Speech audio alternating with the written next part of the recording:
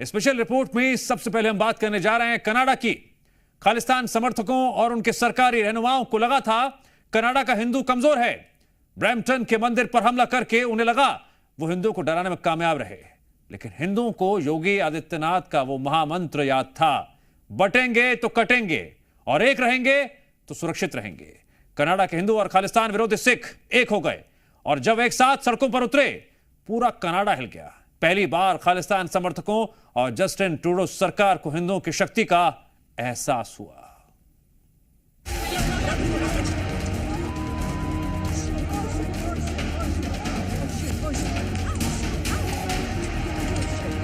खालिस्तान समर्थक कनाडा का हिंदू जब तक बंटा तब तक ऐसे ही कटा।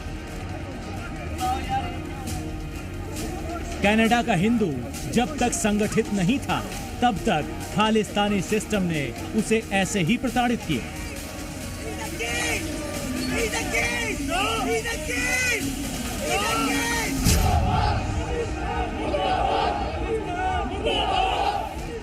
लेकिन जब कनाडा का हिंदू एक हुआ तो उसने खालिस्तानियों को ही नहीं पूरे कनाडा को हिलाकर रख दिया। हिंदुओं को पता चल गया कि एक रहेंगे तो ही सुरक्षित रहेंगे।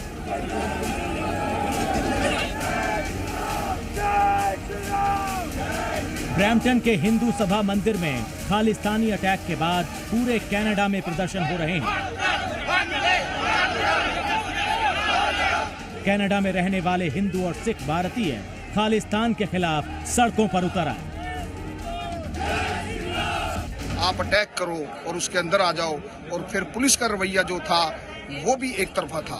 आज सब जागे हैं और जैसा कि अभी यहाँ सब लोग बोल रहे थे, ये शुरुआत है, इसको एक इंसिडेंस ना समझें। जो भी हुआ उसने जगाया है, झंझोर दिया है हर हिंदू को यहाँ पे। कहीं जय श्री राम के नारे लगे,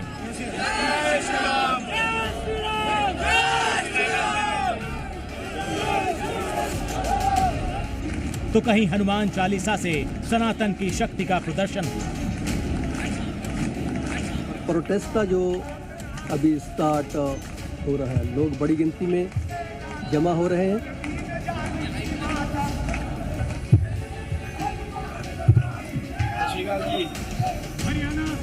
सड़क पर खालिस्तान के खिलाफ भारतीय हिंदू और सिख डटे थे, तो कूटनीतिक मैदान में प्रधानमंत्री नरेंद्र मोदी और उनके सिपह सालार। I think what happened yesterday at the Hindu temple in Canada was obviously deeply concerning, and you would have seen the statement first by our official spokesperson and also the expression of concern by our Prime Minister yesterday.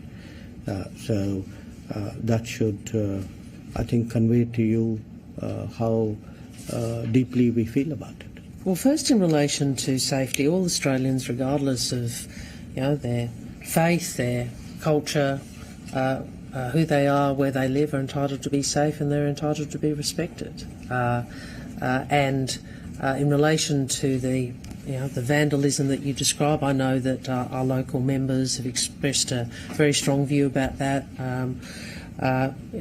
particularly in the week of Diwali.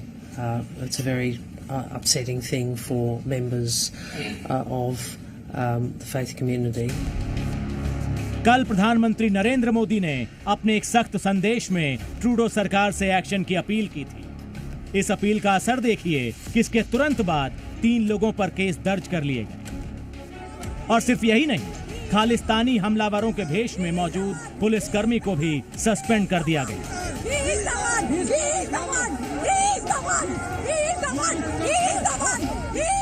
कल ये पुलिसकर्मी खालिस्तानी प्रदर्शनकारियों के साथ हिंदू सभा मंदिर के बाहर खड़ा था। खालिस्तानियों के हमले के वक्त भी ये शामिल था। यही नहीं, कुछ पुलिसकर्मी तो हिंदू प्रदर्शनकारियों पर हमले भी कर रहे थे।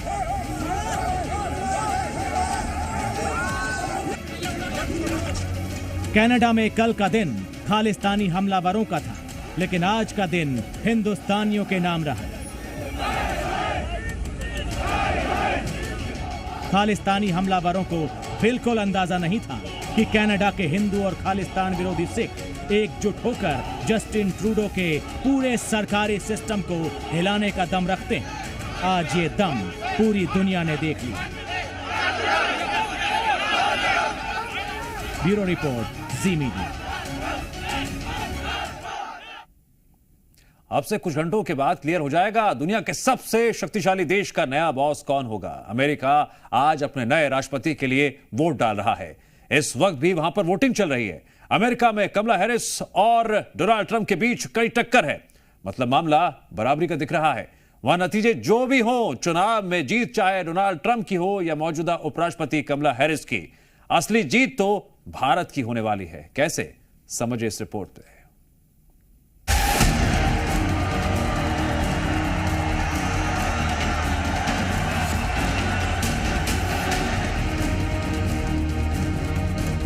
अमेरिका का अगला बॉस कौन? डोनाल्ड ट्रंप या कमला हैरिस? इस सवाल के जवाब का इंतजार सिर्फ अमेरिका ही नहीं बल्कि पूरी दुनिया में बेसब्री से किया जा रहा है। अमेरिकी वोटरों के फैसले का काउंटडाउन शुरू हो चुका है। डोनाल्ड ट्रंप और कमला हैरिस की अगली भूमिका चंद घंटों में क्लियर हो जाएगी। ट्रंप या कमला हैरिस? अमेरिका का मैंडेट जो भी हो, सियासत के नए दौर में हिंदुस्तान के हितों के लिए ये बेहद खास होने वाला है।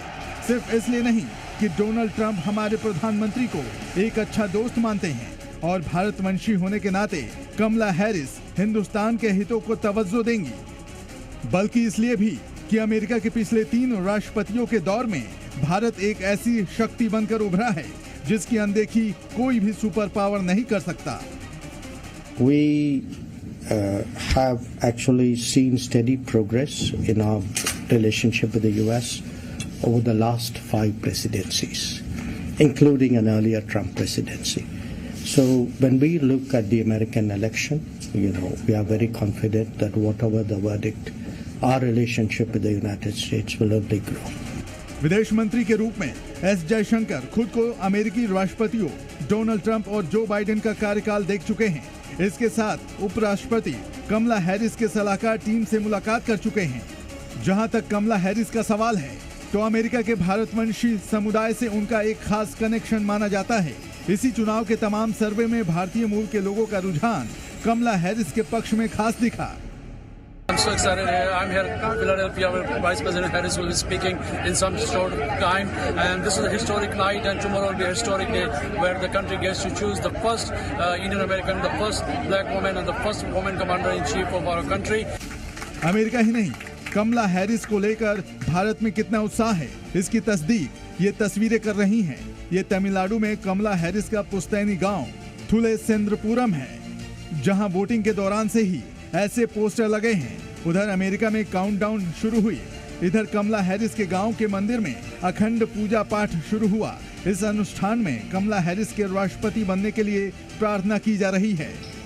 ये तो खैर अपने गांव की बेटी से इमोशनल कनेक्शन हुआ, लेकिन देश के तौर पर देखें तो जानकार कहते हैं कमला हैरिस का राष्ट्रपति बनना कई लिहाज से बेहतर साबित हो सकता है। खास तौर पर H-1B वीजा को लेकर रवैया, जिसके जरिए अमेरिका में भारतीयों को काम करने का परमिट मिलता है।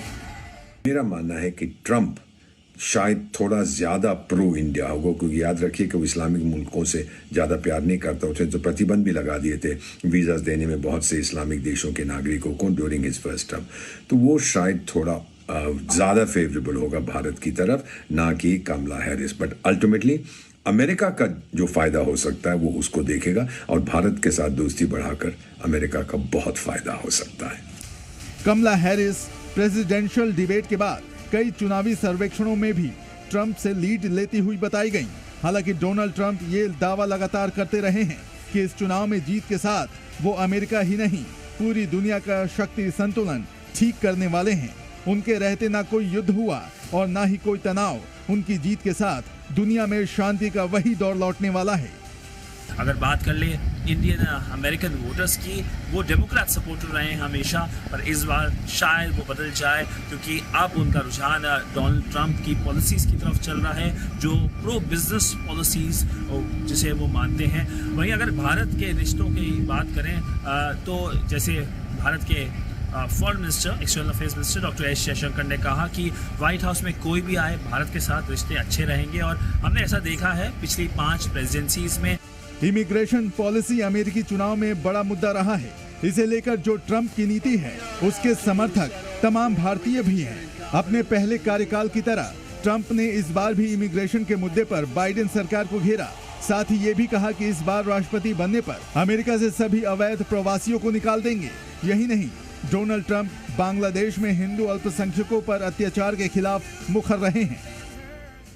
इसके अलावा डोनाल्ड ट्रंप के जिस तरह से रिश्ते प्रधानमंत्री नरेंद्र मोदी से हैं, उसे भी भारतीय हितों के लिहाज से अहम माना जाता है। ट्रंप राष्ट्रपति रहते जितनी बार भी पीएम मोदी से उनकी मुलाकात हुई, वो जोश से भरी रही। मोदी के पीएम रहते डोनाल्ड ट्रंप भारत भी आ चुके हैं। इस दौरान उन्होंने कई बार पीएम मोदी की तारीफ सार्वजनिक तौर पर कर चुके हैं।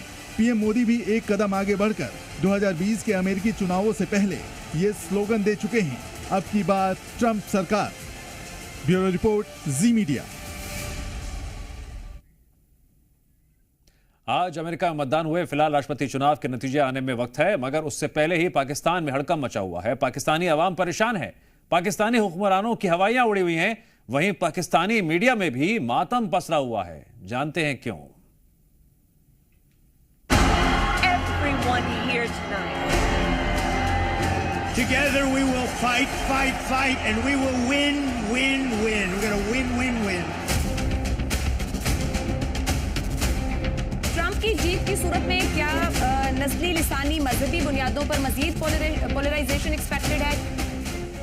सुपर पावर का सुपर लीडर कौन होगा? किसके हाथों में अमेरिका की कमान होगी? व्हाइट हाउस में कौन सत्ता के सिंहासन पर बैठेगा? फिलहाल इसका फैसला होने में कुछ महीनों का वक्त बाकी है, मगर जैसे ही आज अमेरिका में प्रेसिडेंट इलेक्शन के लिए मतदान हुआ, इसका असर अमेरिका से 7600 किलोमीटर दूर पाकिस्तान में देखने को मिला। ट्रंप की जो पॉलिसीज है वो पाकिस्तानीज को और मुस्लिम्स को जरूरी तौर पे इम्पैक्ट करेंगी, क्योंकि वो कह रहे हैं कि मैंने बहुत बड़ी तादाद में लोगों को डिपोर्ट करना है, तो वो हमारी कम्युनिटी पे उसका असर पड़ेगा। पड़ोसी मुल्क पाकिस्तान की घिघी बंधी हुई है। पाकिस्तानी हुक्मरान तो छोड़िए, पाकिस्तानी अवाम तक डरी हुई है, बस इस बात पर कि अगर ट्रंप फिर से अमेरिका के राष्ट्रपति बने, अगर ट्रंप ने व्हाइट हाउस की कमान संभाली, तो पाई पाई को मोहताज पाकिस्तान तबाह हो जाएगा, उसका वजूद मिट जाएगा। ट्रंप अगर आते हैं इक़्तिदार में, तो हो सकता है इमरान साहब से उनका दोस्ती है, झुकाव है, और इस बुनियाद पर हो सकता है पाकिस्तान के लिए कुछ बेहतर हो। But in long run, in bigger picture, और अगर आप उससे बिल्कुल बिटर रियलिटी पूछें, तो शायद इतना कुछ जो एक्सपेक्ट किया जा रहा है, ऐसा कुछ भी नहीं होने वाला। दरअसल ट्रंप पाकिस्तान को लेकर शुरू से ही आक्रामक रहे हैं।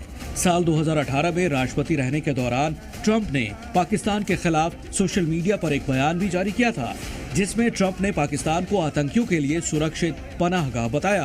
पाकिस्तान पर 15 सालों तक सैन्य सहायता के नाम पर अमेरिका को बेवकूफ बनाने का आरोप तक लगाया। इस बयान के बाद पूरे पाकिस्तान में ट्रंप के खिलाफ विरोध प्रदर्शन हुआ। ट्रंप के पुतले तक फूके गए। उस वक्त पाकिस्तान में अमेरिकी राजदूत से स्पष्टीकरण भी मांगा गया, लेकिन ट्रंप अपने बयान पर काबिज रहे। आपको बता दें कि राष्ट्रपति रहते हुए ट्रंप ने न सिर्फ पाकिस्तान की धज्जियां उड़ाई, बल्कि अपने शासनकाल में पाकिस्तान को फंड के नाम पर जो आर्थिक मदद मिलती थी, उसे बेहद कम किया। आखिर कैसे, ये जानने के लिए आप इन आंकड़ों को देखिए। जहां साल 2014 से 2016 तक यानी 3 सालों में अमेरिका ने पाकिस्तान को औसतन 977 मिलियन की आर्थिक मदद की, तो वहीं साल 2017 से 2021 तक यानी 5 सालों में ट्रंप ने पाकिस्तान को आर्थिक मदद के तौर पर औसतन महज 462 मिलियन ही दिए। पाकिस्तान और अमेरिका के बीच हालात पर करीब से नजर रखने वाले विश्लेषकों का कहना है कि अमेरिकी राष्ट्रपति चुनाव का नतीजा चाहे जो भी हो, पाकिस्तान के प्रति अमेरिका की नीति में कोई बड़ा बदलाव नहीं आएगा, और अगर ट्रंप ने वापसी की, तो फिर अमेरिका में पाकिस्तानी क्या, पूरी मुस्लिम जमात पर बैन लग जाएगा। ट्रंप की जीत की सूरत में क्या नस्ली, लिसानी, मजहबी बुनियादों पर मजीद पोलराइजेशन एक्सपेक्टेड है? कैमरा के आने से क्या एक्सपेक्ट कर रहा है अमेरिकी मुआशरा? जी देखिए, प्रेसिडेंट ट्रंप ने ये कहा है कि वो आते ही अपनी कुछ पुरानी पॉलिसीज जो हैं उनको रिवाइव करेंगे। मिसाल के तौर पे अपनी फर्स्ट टर्म में उन्होंने मुस्लिम मेजॉरिटी कुछ मुल्कों से लोगों के अमेरिका आने पे पाबंदी लगा दी थी और रिस्ट्रिक्ट कर दिया था, जिसको कि मुस्लिम बैन कहा जाता था। वो कहते हैं कि वो इसको रिवाइव करेंगे। फिर वो कहते हैं कि वो एक मैस डिपोर्टेशन करेंगे, यानी कि अमेरिका में जो इलीगल इमिग्रेंट्स मौजूद हैं, जो कि मिलियंस की तादाद में हैं, उनको वो मुल्क से निकालेंगे और इसके लिए वो कैंप्स भी बनाएंगे कि जब तक उनकी डिपोर्टेशन नहीं होती उन्हें कैंप्स में रखा जाए। तो इस तरह के उनके कुछ बयानात से ये खतरात सामने आए हैं कि शायद एक बड़े पैमाने पर जो है कोई सिविल अनरेस्ट पैदा हो जाए। बस इसी बात से पाकिस्तानी सहमे हुए हैं। कराची से लेकर इस्लामाबाद तक कोहराम मचा हुआ है। और हो भी क्यों ना, जिस मुल्क में आतंक को पनाह दी जाती है, जहां आतंक का बोलबाला है, उस मुल्क को अकेला छोड़ना, उसे दुनिया से काटना ही बेहतर उपाय है। ब्यूरो रिपोर्ट, जी मीडिया।